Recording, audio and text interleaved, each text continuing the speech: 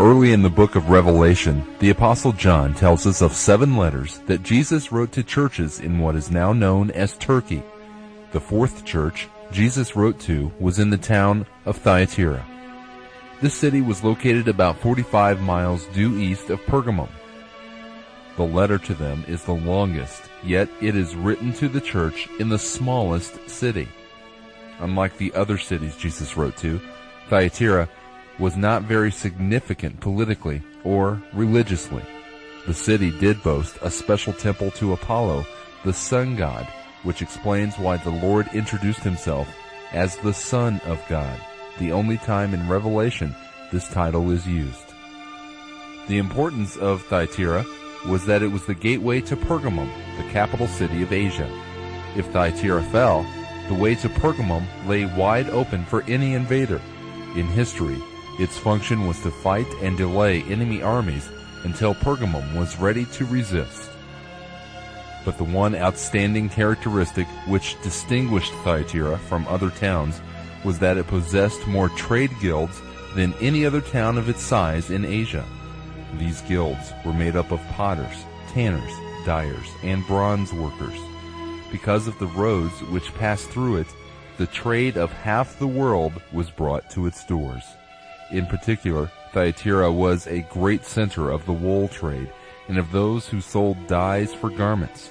One of the town's cloth merchants was a woman named Lydia, who conducted business as far away as Philippi and was one of the Apostle Paul's first converts there.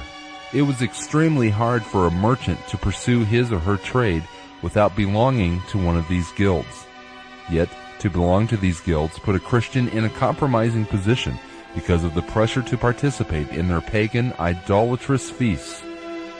It was to the church in this seemingly insignificant city that John had to deliver a message of severe warning and judgment.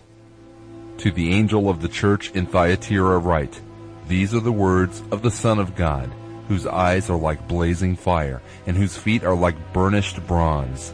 I know your deeds, your love and faith, your service and perseverance, and that you are now doing more than you did at first. Nevertheless, I have this against you.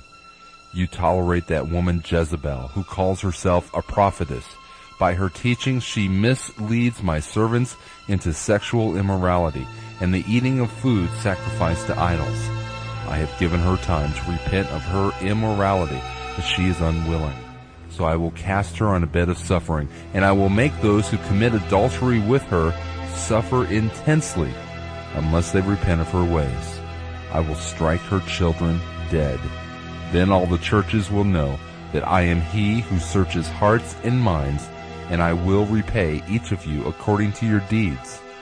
Now I say to the rest of you in Thyatira, to you who do not hold to her teaching, and have not learned Satan's so-called deep secrets, I will not impose any other burden on you. Only hold on to what you have until I come. To him who overcomes and does my will to the end, I will give authority over the nations. He will rule them with an iron scepter. He will dash them to pieces like pottery.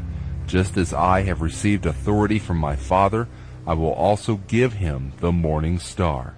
He who has an ear, let him hear what the Spirit says to the churches."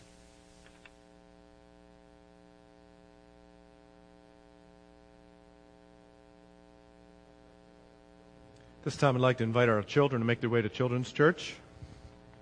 And they'll be leaving right out the back. So we invite them to make their way.